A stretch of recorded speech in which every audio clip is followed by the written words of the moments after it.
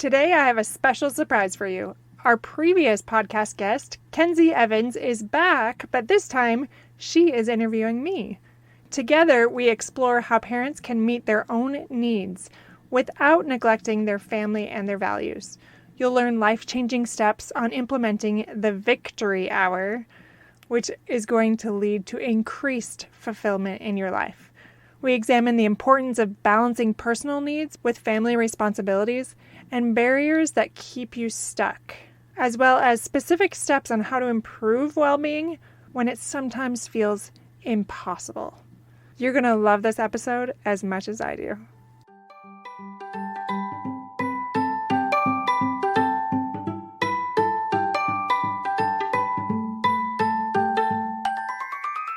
Hey parents, welcome to Fulfillment Therapy. Do you want to raise your kids better and have a stronger marriage?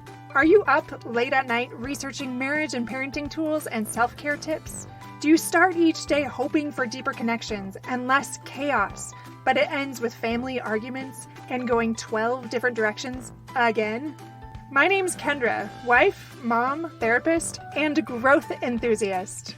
It wasn't until I discovered how to fulfill my unmet needs that I was finally able to show up as my best self as a spouse and parent. I realized that by meeting my needs, I could more fully meet the needs of my family with more energy and less resentment. In this podcast, I teach parents skills like boundary setting, prioritizing personal needs, communication, and claiming ownership. Just like my clients, you'll be shocked by the improvement in your marriage, parenting, and personal life when you focus on fulfilling your important unmet needs. Ready to prioritize yourself so you can quit mentally throat punching people? Then grab those earbuds and head outside, and let's walk and talk.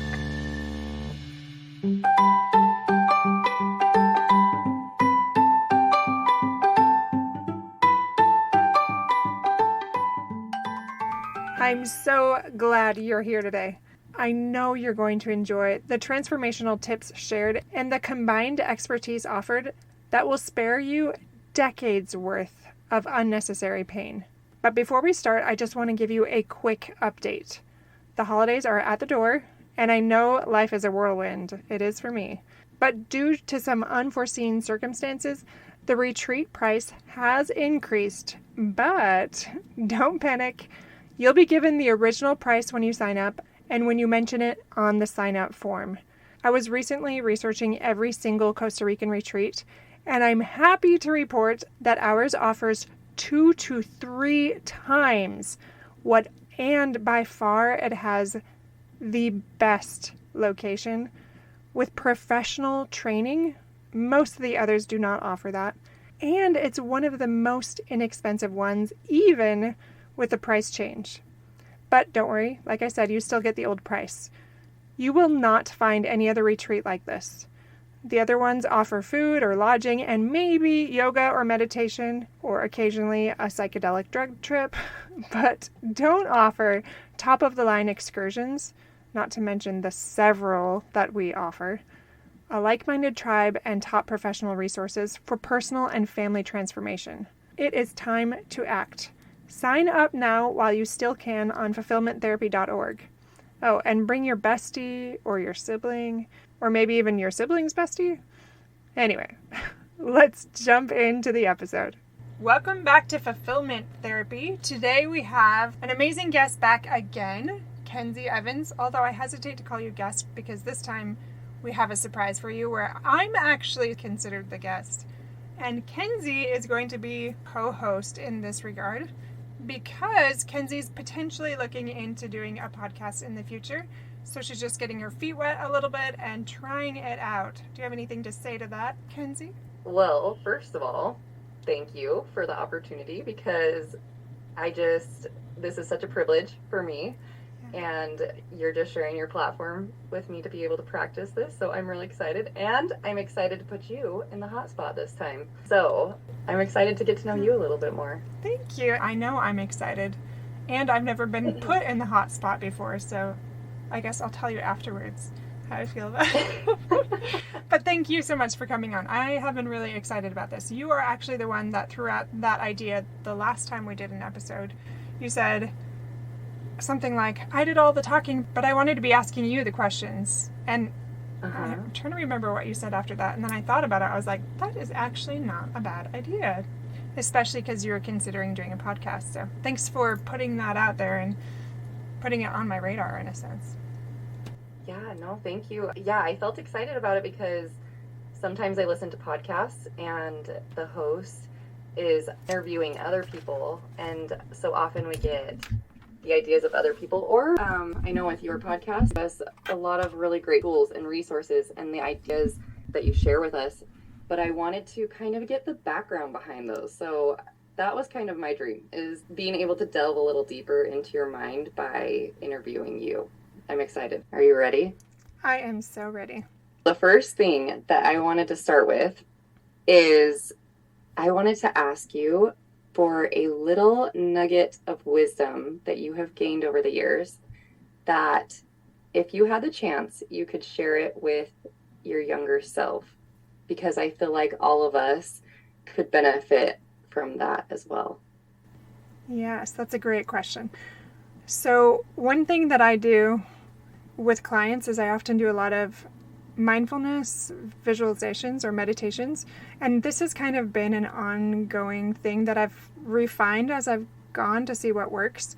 And watching how transformative it is, this is something that I would totally do to myself. So really a simple way to put that is I would simply offer myself some self-compassion and massive validation and that unconditional love. I think back on times that were really hard going through them, like when I had miscarriages or when I was in the hospital with kids for a while or things like that, financial struggles, job losses, and I was just so broken up about it, so upset, especially when I couldn't get pregnant for a while.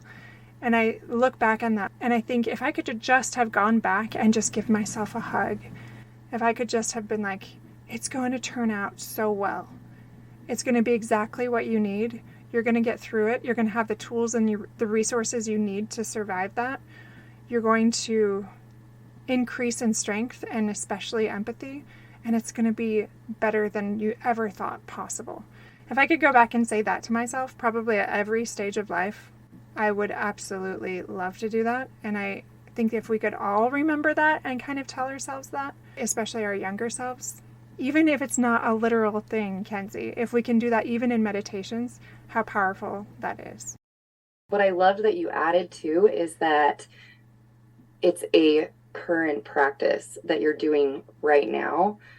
I feel like oftentimes the wisdom that we gain is still applicable to our lives right now in the present. And what I feel like I hear you saying is that this lesson is applicable to everyone, right? Offering love and self-compassion and understanding is healing. I love that. And I'm grateful that you shared that. So thank you. Of course. Keeping that in mind as we go forward, giving ourselves some love and compassion, what or who prompted you down the path of therapy? That's also kind of a loaded question. I feel like you're going to get a lot of background with all of these. That's what I'm wanting. Oh, good. Problem solved. I think I mentioned before that I started my journey with personal training, probably about the age of 16 and on. I've been very much into physical health. So I wanted to do that. Even from the very first part of college, I knew that I wanted to be a counselor. It was just more of a when.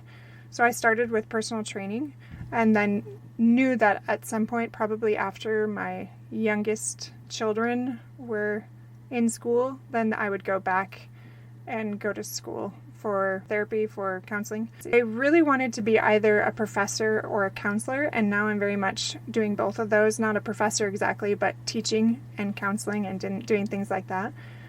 From a young age, I felt like people often wanted to confide in me and tell me their problems and have this heart-to-heart, and I always was a little bit curious about it.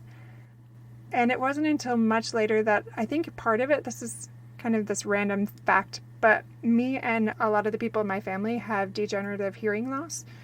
And so we had to, from a younger age, without even realizing it, develop more whole hearing in a sense, like very engaged, active listening, where we were very much picking up on nonverbals, the feeling in the room, all of these things. And I think that even, that challenge, that struggle, very much prepared me to be a more active listener. So what brought me down the path of therapy? Yeah, it was just knowing that that was already a gift and not really understanding necessarily why, but also the trauma that I experienced, many types, created more empathy and compassion, especially for the suffering of others. And naturally, I think people could recognize that, like intuitively, that I was a safe space for them to share their struggles without feeling judged and feeling understood. Yeah, that completely makes sense. It makes me think of when I first saw you and your husband here in Costa Rica. Yeah. And I think that you do recognize it a little bit because you just shared that with us. But there is this part of you that is very warm and charismatic, just like oozing out of you is this peace and welcoming energy. So I definitely see that, and I can vouch for that. Real life. So it can actually be the other extreme too. I don't know if you've experienced this before too, but because listening and empathizing is such an energy gift and sometimes a curse, it can be to guard that and to protect that somewhat. Sometimes I am careful who I'm sharing that with, so I'm either pretty warm or I'm pretty reserved. So I'm glad you got the warm part of me. I'm not trying to be rude, but does that make sense? Like sometimes conserving that energy? Totally. Well, but I would even say that you weren't overly, what's the word? Like you didn't overly share or open up. There was just a warmth about you. And so I think even as you're acknowledging, like there's the two sides to the coin, I do think though, like baseline for you when you're just standing there is just more of an approachable demeanor. Even if you're still guarding yourself, it's still pretty open in comparison to other people that I've met. So I'm grateful for that. You mentioned that you've had some trials in your life and some hardships.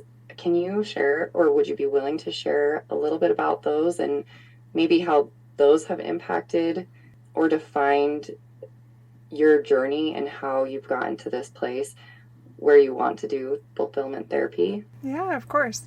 I don't know if you're this way, but remember when you first are feeling all those hormones and those emotions, like as a young teen and into your 20s, like you just feel things so keenly and you're thinking about those challenges all the time. And now as I've worked through so many of them and processed those things, like they don't carry that weight anymore. So now it's actually a little bit harder to recall some of those things. As you're asking, I'm like, oh, I don't know that I've listed these out recently. Certain things like my husband lost a lot of jobs, and that financial upheaval was really challenging for me. That was a little bit later.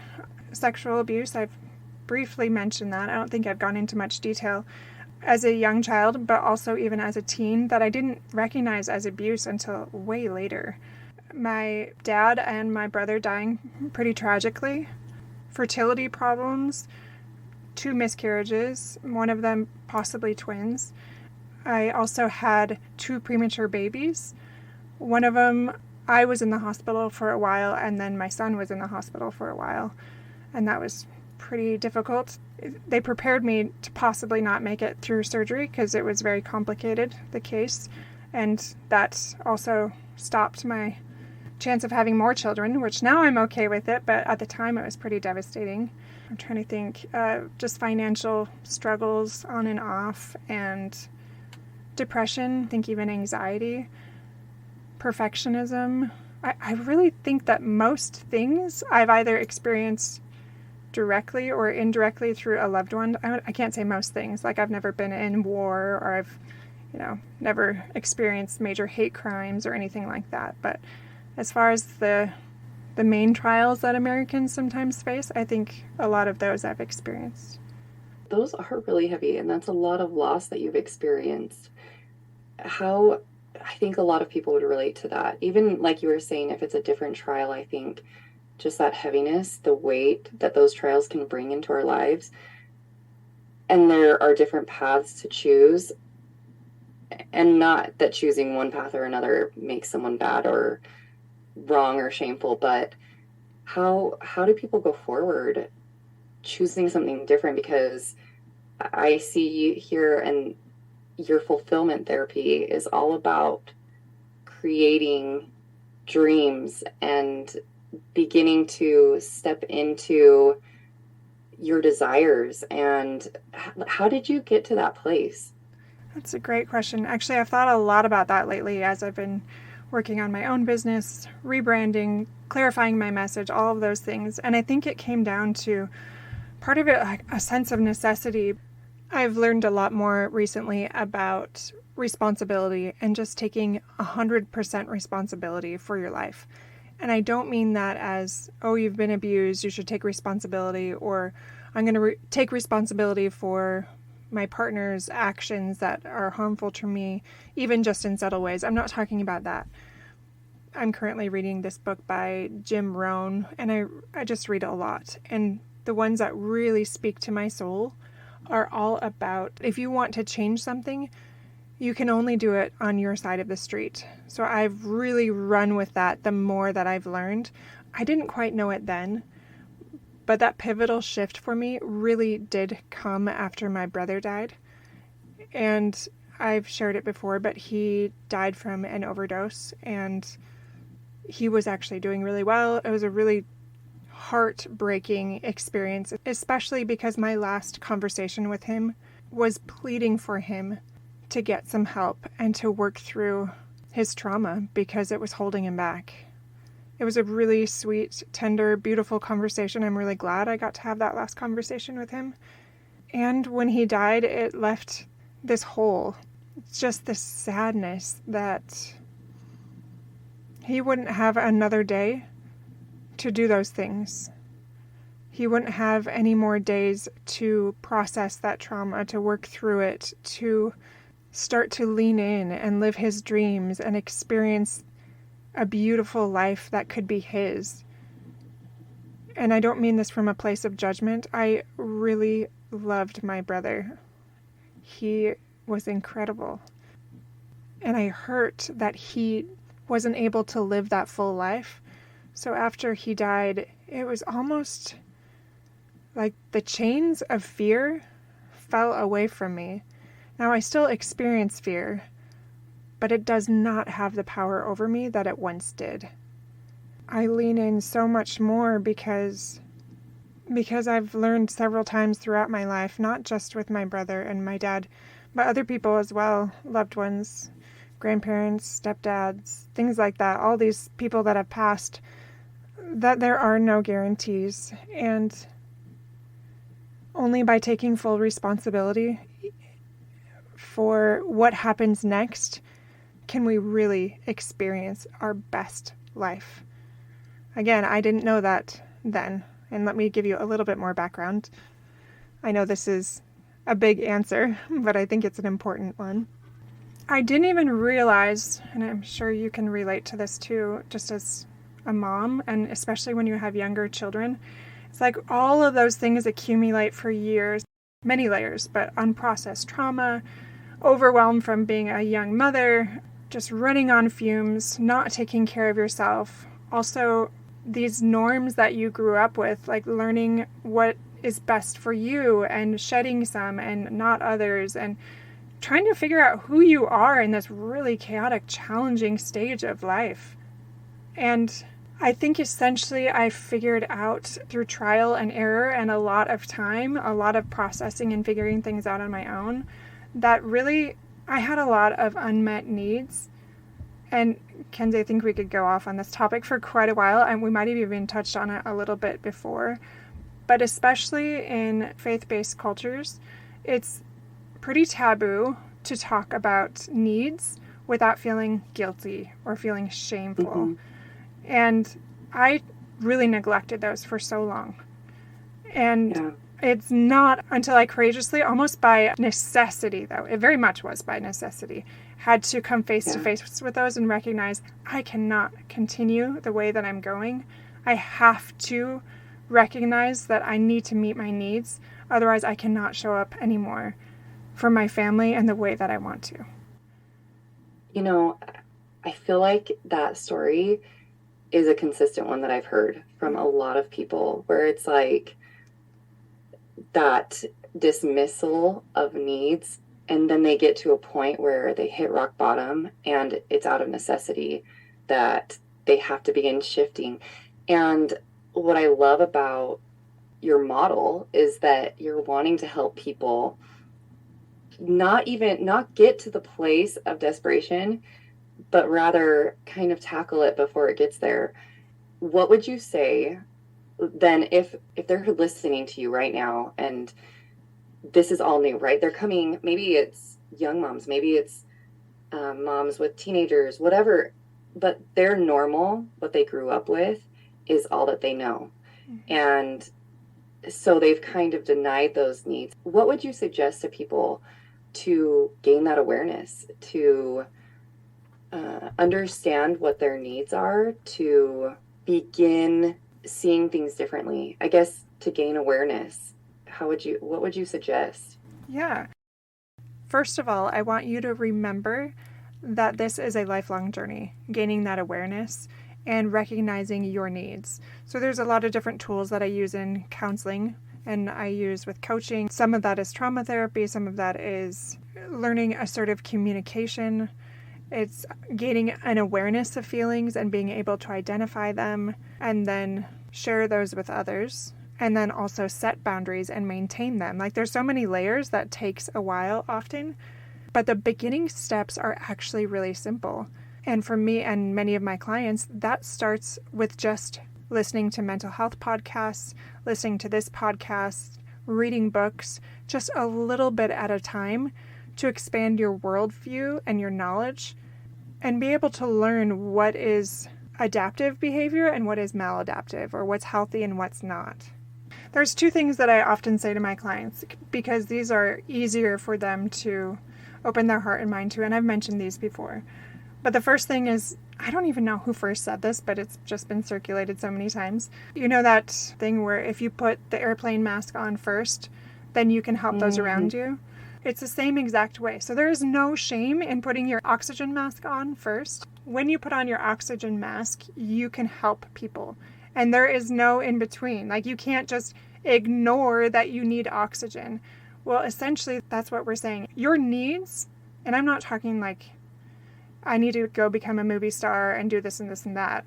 Although we can talk about that. Maybe that's something you really do need. But those needs are crucial, just like that oxygen is. Certain ones especially. I remind them of that. There is a time when what you're doing that you think is so necessary is deep down at your core, like when we do meditation, they know, they cannot lie to themselves. They know that it is actually hurting their family more because of that resentment, that anger, that all those layers of those things, right, that are underneath that are preventing them from being their best self, from being the best parent, the best spouse, all of those things. Sorry, can I just pause you there? Of course. Along with the first one, within yourself and within others that you've helped, what are the needs that you've seen most neglected in people? Oh, that's a good one. Well, one thing I pull up in therapy often Maslow's hierarchy of needs, and that's one thing that I talk about a lot. I never even realized it was that impactful for me, but it just creates this visual aid of all the different types of needs. There's like love and belonging, there's physiological needs, all these different things. Like you and I and most of the listeners are probably not struggling with having shelter or having food and water, those lower level needs. And I say lower level, just meaning those really basic foundational needs that we have to have in order to thrive. But a lot of us are struggling with self-esteem issues. So esteem is a big one. I would say most of my clients probably struggle with esteem.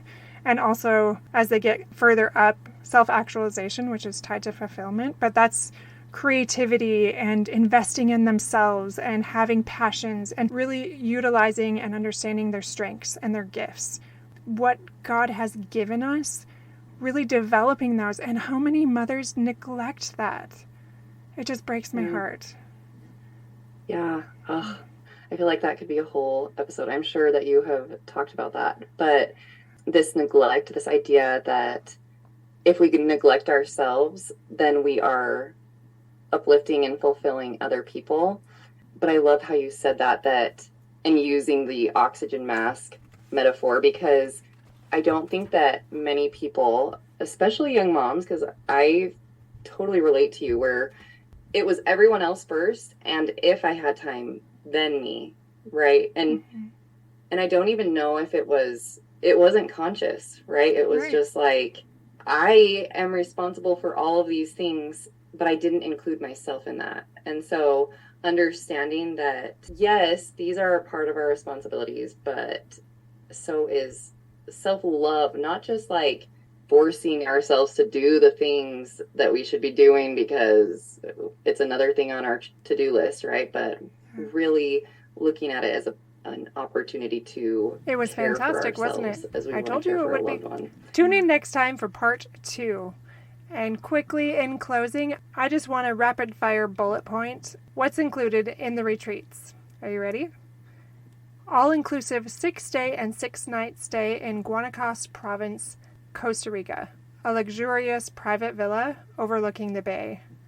You get to experience several of the Costa Rican ecosystems. There's a private chef that prepares 3 meals a day and snacks, plus drinks at the unlimited open bar, and that also includes fancy non-alcoholic drinks. An airport shuttle both to and from, which other retreats do not include. Professional therapists and an expert team. A women's retreat and a men's retreat at a neighboring villa. An on-site concierge to maximize the experience. 5 specially created fulfillment meditation sessions that really are transformational that I often use with my clients. Yoga sessions, daily movement, and nature experiences are a definite in Costa Rica, and they are going to be fantastic. Immersive training to elevate your relationships and your personal life. Spacious, elegant rooms. And these beautiful villas are just a short walk from an amazing beach that is very quiet and tucked away. Definitely not at all overrun with tourists, so you're going to often have it to yourself. Breathtaking, unforgettable excursions like zip lining, hanging bridges in the rainforest, a 1,500-foot jungle water slide, waterfall hikes, hot springs, volcanic mud baths, snorkeling with sea life, sailing, surfing, aquatic adventures, saunas, and seriously more. Do you understand why I'm saying this is such an incredible deal? It is so incredible. Solution-focused skills, implementation, and expert feedback. You're not going to get that other places. And a 1-week pre-retreat virtual integration. And what that means is just you will get free materials before it starts so that you'll know exactly what to expect and you can get started on some material to really transform your life. And last but not least, a fulfillment therapy community that will be priceless. Have you wanted to connect with like-minded people that will really take your life to the next level and maybe start fresh with your tribe again? This is an incredible place to start. All right, my friends, that is all I have for you today. Tune in next time for part 2. It is amazing. You are going to smile and laugh and cry tears of gratitude for some of the tips that we share. So I'll see you back here soon with the rest of it. Have a fantastic week, my friends.